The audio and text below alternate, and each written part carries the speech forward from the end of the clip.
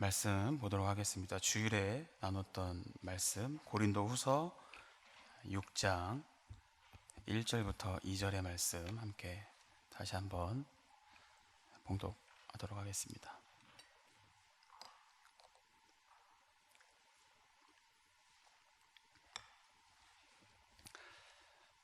고린도후서 6장 1절부터 2절의 말씀입니다. 제가 한 절 읽고 여러분 한 절 읽고 교독하겠습니다. 우리가 하나님과 함께 일하는 자로서 너희를 권하노니 하나님의 은혜를 헛되이 받지 말라.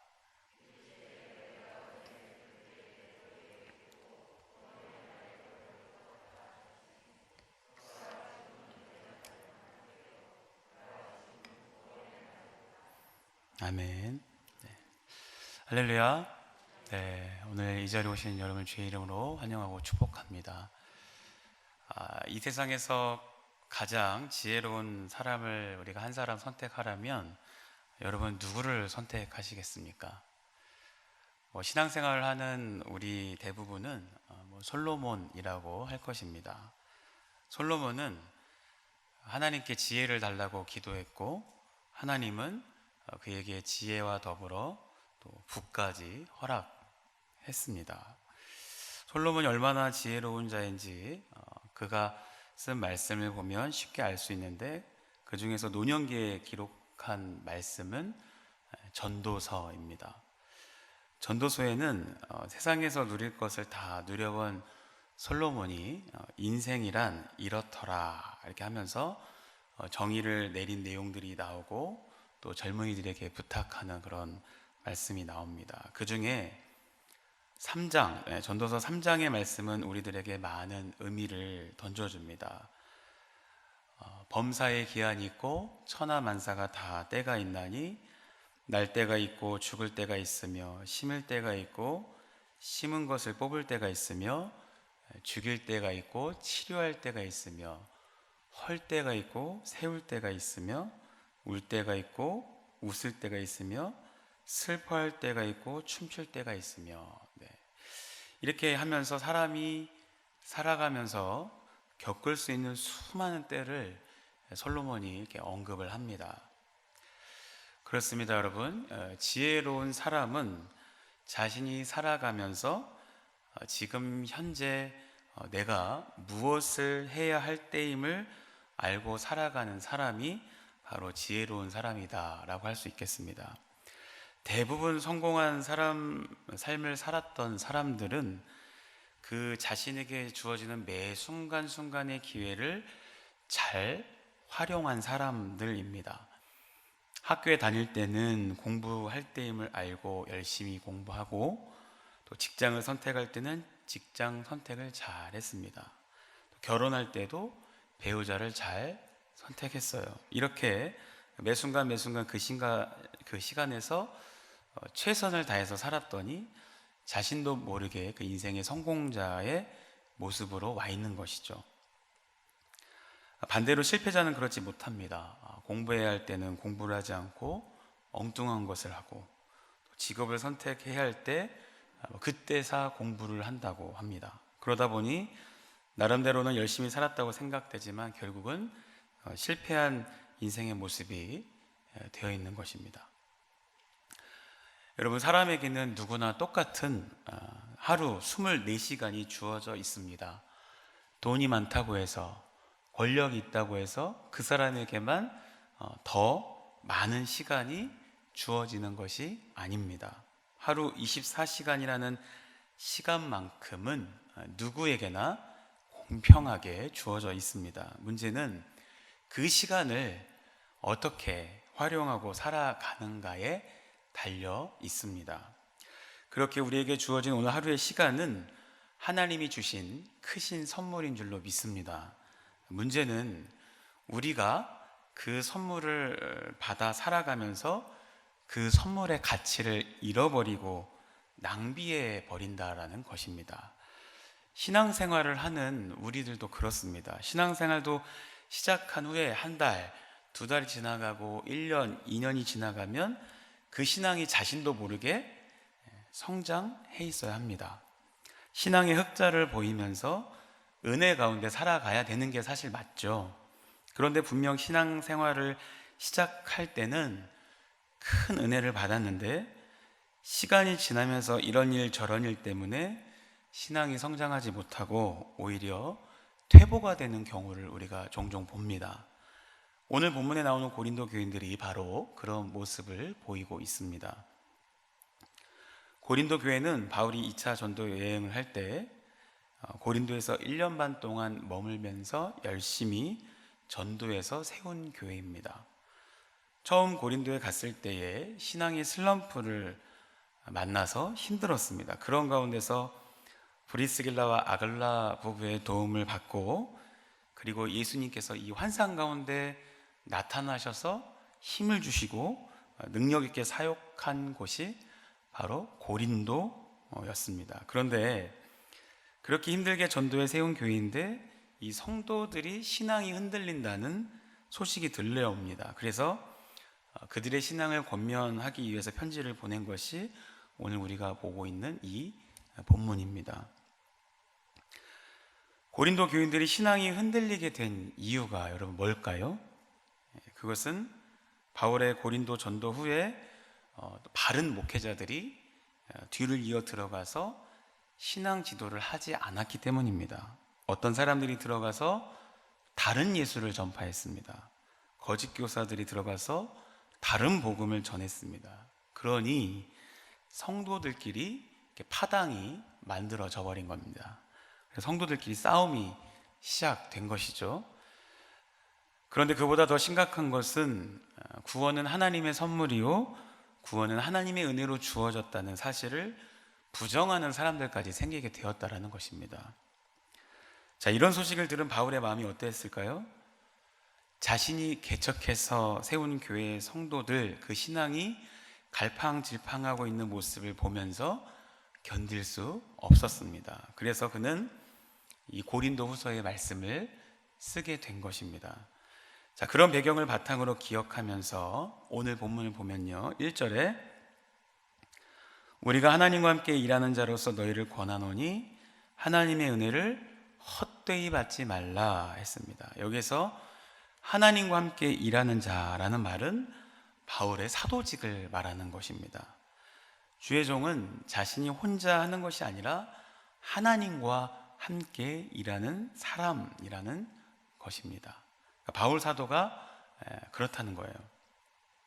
그리고 하나님의 은혜는 하나님께서 그리스도를 통해서 역사하시는 화해의 은혜를 말합니다. 이 말씀에서 바울이 말한 것은 하나님의 은혜를 체험한 사람들에게 말하는 것이 아니라 거짓 교사들과 이단들이 등장해서 잘못된 교훈을 줄 때 거기에 빠지지 말고 하나님의 구원의 은혜를 본질 그대로 받을 것을 권면하고 있는 것입니다. 오늘 우리들도 신앙생활을 하면서 구원의 진리가 단순해 보여도 있는 그대로 믿으시기를 바랍니다.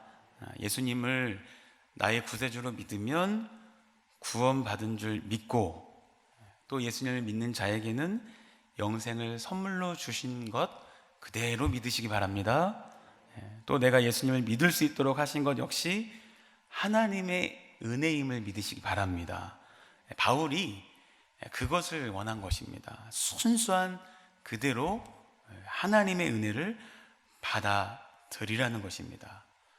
자, 그리고는 2절에서 뭐라고 하죠? 같이 다시 한번 읽어보겠습니다. 시작. 이르시되 내가 은혜 베풀 때에 보라 지금은 은혜 받을 만한 때요, 보라 지금은 구원의 날이로다. 아멘. 네. 내가 은혜 베풀 때에 너에게 듣고 구원의 날에 너를 도왔다 라는 이 말씀은 바울이 구약성경 이사야 49장 8절의 말씀을 인용한 것입니다. 거기에 보면 이렇게 나옵니다. 여호와께서 이같이 이르시되 은혜의 때에 내가 내게 응답하였고 구원의 날에 내가 너를 도왔도다. 내가 장차 너를 보호하여 너를 백성의 언약으로 삼으며 나라를 일으켜 그들에게 그 황무하였던 땅을 기업으로 상속하게 하리라. 자, 이 말씀은요, 하나님께서 이사야 선지자에게 하신 말씀인데, 이스라엘이 바벨론 포로 생활에서 놓여서 이제 회복될 것인데, 그때에 이사야 선지자에게 능력을 주어서 이스라엘을 회복하는 주역이 되게 하시겠다라는 말씀입니다. 자, 이 말씀을 바울이 사용한 의도는, 신약에서는 하나님께서 예수 그리스도에게 능력을 주시고 그로 말미암아 인류를 다시 회복시키겠다는 말로 이해하는 것입니다. 그렇기에 이 말씀은 예수님을 통해서 구원의 날이 이르렀다는 말씀입니다. 그리고 이어서 있는 말씀은 이사야 49장 8절에 대한 사도 바울의 주예입니다. 그래서 보라, 지금은 은혜 받을 만한 때요, 보라, 지금은 구원의 날이로다. 여기에서 지금이라는 말에는 몇 가지 의미가 있습니다. 크게 생각할 때는 예수 그리스도께서 십자가에서 구속사역을 이루신 때부터 최후 심판 때까지의 이 전체를 말한다고 할 수 있습니다. 작게는 우리 개인이 이 땅에서 생존하여 있는 기간이라고 말할 수 있고, 더 작게는 바울이 고린도 교인들에게 말씀하고 있는 지금 현재의 이 순간을 말하고 있습니다. 그래서 우리는 지금이라는 말을 이 모든 것을 포함하면서도 가장 작게 지금 현재, 지금 이 순간이라고 받아들이면 좋겠습니다. 여러분, 왜인지 아십니까? 오늘 이 시간이 바로 은혜를 받을 때고 구원의 날이라고 믿고 그대로만 된다면 더 이상 바랄 것이 없기 때문입니다. 오늘은 오늘대로 은혜 받고 내일은 내일대로 은혜를 받으면 얼마나 좋겠습니까, 여러분? 그렇죠? 사랑하는 성도 여러분, 지금이 은혜 받을 만한 때요, 지금이 구원의 날임을 믿으시기를 바랍니다. 하나님은 오늘, 지금 우리에게 은혜를 주실 것입니다. 오늘 우리에게 구원의 큰 축복을 허락하신 줄로 믿습니다. 우리 목사님께서 주일 말씀에서 오늘 이 말씀 2절을 풀어 설명하시면서 하나님은 아무 때나 우리를 도우실 수 있는 게 아니라 구원의 때, 구원의 날이 되었을 때에 도우실 수 있다고 하셨습니다. 근데 그 구원의 때가 언제이냐? 바로 지금. 하나님은 오늘 우리의 지금을 바라보고 계신다라고 하셨어요. 지금 이 순간 구원을 베푸시길 원하시는 주님이시기에 우리가 정신 차려서 오늘이 구원의 날이 될 수 있도록 우리가 그 구원의, 그 은혜의 때를 놓치지 말고 은혜의 날을 만들어야 함을 목사님께서 강조하셨습니다. 그렇게 오늘 살아가고 있는 우리는 비록 말할 수 없는 어려움과 고통의 시간을 보낼 수도 있고요, 아니면 그냥 아무런 느낌 없이 이 지금이라는 시간이 내가 은혜를 받기 위해 내 자신을 쳐서 주께 복종하게 하는 일에는 그냥 별 상관없이도 사실 살아갈 수도 있습니다. 그러나 분명한 건 무엇보다 우리에게 필요한 것이 하나님의 은혜라는 것입니다. 하나님이 베풀어 주시는 이 은혜의 때를 잡아야 그 은혜로 인하여 세상을 이길 수 있고 시험을 감당할 수 있는 것이지요. 우리는 이 은혜 안에 있음을 알아야 합니다. 이 은혜 가운데 살아가고 있음을 깨달아야 한다는 거예요. 은혜라는 말은 받을 자격이 없는 사람에게 주어지는 선물을 의미합니다. 은혜라는 말의 어원을 보면 즐거움, 아름다움, 행복, 만족 등의 의미를 내포하고 있습니다. 곧 은혜 받은 자는 이 행복과 즐거움과 기쁨을 누린다는 사실을 입증하는 것이에요. 내가 바라본 은혜의 크기가 곧 나의 감사의 크기, 나의 삶의 크기가 됩니다. 다시 말씀드리면 내가 보는 십자가의 크기만큼 은혜도 사랑도 큽니다. 십자가를 그냥 목걸이 수준의 장식품으로 보면 목걸이만큼의 은혜만 있을 뿐입니다. 그러나 거기서 생명을 보고 하나님의 지혜와 능력을 보면 그만큼의 은혜의 능력이 나에게서 나타나게 되는 것입니다.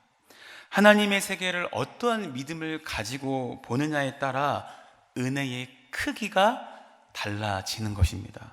그것은 곧 내 삶의 의미도 달라짐을 뜻합니다. 우리가 하나님의 은혜를 받으면 여러분 삶에 생기가 돕니다. 활력이 넘치죠.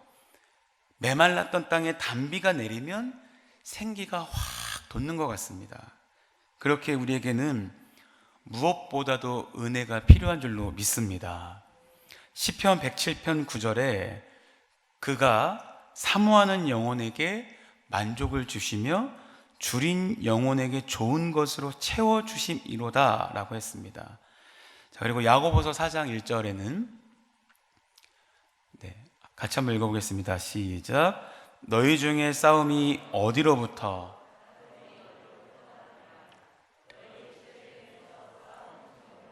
나는 것이 아니냐. 네, 이렇게 했습니다. 우리의 삶은 끊임없이 싸움에 노출되어 있다는 것입니다. 사회적으로, 국가적으로 우리 인간은 수없이 싸우며 살아갑니다. 그런데 그 싸움의 근본적인 문제를 살펴보면 바로 욕심과 정욕 때문이라는 거예요. 그렇습니다. 성도들의 마음속에서도 싸우는 것이 있습니다. 사도 바울은 육체의 법과 성령의 법이 싸운다라고 말했습니다. 육체의 법을 따르면 지는 자가 됩니다. 반대로 성령의 법을 따르면 하나님께서 신령한 영적 싸움에서 승리하게 해주십니다. 사랑하는 성도 여러분, 은혜는 하나님께서 일방적으로 거저 주시는 특별한 사랑입니다. 즉 은혜는 하나님과 인간 사이의 어떤 거래가 아니라 하나님의 주권에 속해 있다는 것입니다. 하나님은 그래서 은혜 줄 자에게 은혜를 주시고 긍휼히 여길 자는 긍휼을 베푸시는 분이십니다. 이처럼 은혜는 하나님의 절대 주권에 속하는 것이기 때문에 우리가 은혜를 받으려면 하나님의 마음을 움직여야 하는 줄로 믿습니다. 자, 그러면 무엇이 하나님의 마음을 움직일 수 있을까요? 네, 그것은 바로 사모하는 마음입니다. 하나님은 사모하는 심령에 은혜를 내려 주십니다. 믿으십니까? 네, 하나님께 드리는 우리의 예배를 성령님께서 합격 도장을 찍으시려면 우리의 예배 드린 자세가 어떠해야 될까요? 네, 사모하는 심령으로 준비하며 온전하게 예배로 그렇게 드려야 하는 것이죠. 아까 읽었던 시편 107편 9절에서 그가 사모하는 영혼에게 만족을 주시며 줄인 영혼에게 좋은 것으로 채워주심이로다 하셨습니다. 목마른 사슴이 시냇물을 찾기에 갈급하듯이 굶주린 사람이 음식물을 간절히 사모하듯이 하나님의 은혜를 간절히 사모해야 그 은혜를 받을 수 있습니다. 비록 우리가 하나님 앞에서 자랑할 것이 없어도 그동안 신앙생활을 열심히 하지 못하여서 하나님을 기쁘시게 하지 못했다 할지라도 사모하는 마음으로 지금 이 순간 하나님께로 나아가면 하나님은 그 심령을 보시고 은혜를 내려주실 줄로 믿습니다. 그런데 하나님의 은혜는 가만히 앉아서 받는 것이 아닙니다. 은혜를 받으려면 열심히 몸부림을 쳐야 합니다. 아기가 젖이 먹고 싶을 때는 울기 시작하다가 그래도 안 주면 어떻게 돼요? 자지러지죠. 몸부림 치는 거죠. 그 몸부림 치는 아이를 보고 젖을 안 줄 엄마는 아무도 없습니다. 아무리 집안일이 급해도 먼저 젖을 주고 봅니다. 예수님께서도 마태복음 11장 12절에서 이렇게 말씀하십니다. 세례 요한의 때부터 지금까지 천국은 침노를 당하나니 침노하는 자는 빼앗느니라. 무슨 말씀일까요? 우리 실천적인 행동으로 열심히 참여하는 자가 원하는 것을 얻는다는 말씀입니다. 자, 그래서 은혜를 받으려면 하나님을 가까이 해야 합니다. 야고보서 4장 8절에 같이 읽어보겠습니다. 하나님을 가까이 하라, 그리하면 너희를 가까이 하시리라 했습니다. 자, 중간에 보면 그리하면이라는 조건부 접속사가 붙어 있어요. 성경을 살펴보면 이러한 조건부적인 접속사를 많이 보게 되는데, 그리하면 뭐뭐하게 하리라, 그러면 뭐뭐하게 하시리라 등등의 말씀을 우리가 많이 볼 수 있습니다. 자, 그래서 여호수아서 24장에는 너희가 하나님을 가깝게 하면 복을 주시려니와 여호와를 버리고 이방 신들을 섬기면 너희에게 복을 내리시는 후에라도 돌이켜 너희에게 재앙을 내리시고 너희를 멸하시리라 했습니다. 그러면서 복과 저주가 네 앞에 있으니까 선택해라, 여호수아는 그렇게 백성들에게 외쳤습니다. 자, 그러므로 하나님과 더욱 가까이 하는 성도님들이 되시기를 소원합니다. 주일 목사님께서 말씀하셨던 것처럼 하나님이 아무 때나 우리를 도와주실 수 있는 게 아니고 구원의 날이 되었을 때에 우리를 도우신다고 하셨잖아요. 이 구원의 날, 구원의 때, 그때가 바로 지금이라는 시간입니다. 그 지금의 시간에 여러분 하나님을 더욱 가까이 하셔서 하나님 주시는 큰 은혜를 받아 누리시기를 축복합니다. 자, 우리가 그럼 이 은혜를 받으려면 은혜를 받을 수 있는 자리로 적극적으로 나가야 합니다. 성경을 읽어보면 하나님의 은혜가 임하는 자리는 따로 구별되어 있다는 사실을 우리가 발견할 수 있습니다. 그곳은 특히 주님의 이름으로 모이는 자리입니다. 그러면 하나님의 은혜가 임하는 자리는 어떤 자리일까요? 먼저 예배의 자리입니다. 우리가 하나님의 은혜를 받으려면 하나님의 그 눈에 발견되어야 합니다. 요한복음 4장 23, 4절에 아버지께서 참되게 예배하는 자들은 영과 진리로 예배할 때가 오나니 곧 이때라. 아버지께서는 자기에게 이렇게 예배하는 자들을 찾으시니라. 하나님은 예배의 자리를 두루 살피시고 그곳에서 신령과 진정으로 예배하는 자를, 그 사람을 찾으시는 분이십니다. 그러므로 우리가 은혜 받으려면 예배의 자리로 계속해서 나가야 합니다. 예배 생활에 성공하는 사람이 은혜의 문으로 들어갈 수 있는 사람인 줄로 믿으시기를 바랍니다. 또한 하나님의 은혜가 임하는 자리는 말씀대로 살아가고자 말씀을 지키고 행하는 자리입니다. 오늘이라는, 지금이라는 시간에 말씀 안에 살아가도록 노력해야 하는 것이죠. 성령님의 합격품 도장을 받아야 하나님의 은혜가 임하는 그곳으로 나아갈 수가 있는 것입니다. 그러기 위해선 우리 삶의 이 매뉴얼인 말씀을 늘 묵상하고 그 말씀대로 살고자 그 말씀을 지키고 행해야 하는 것입니다.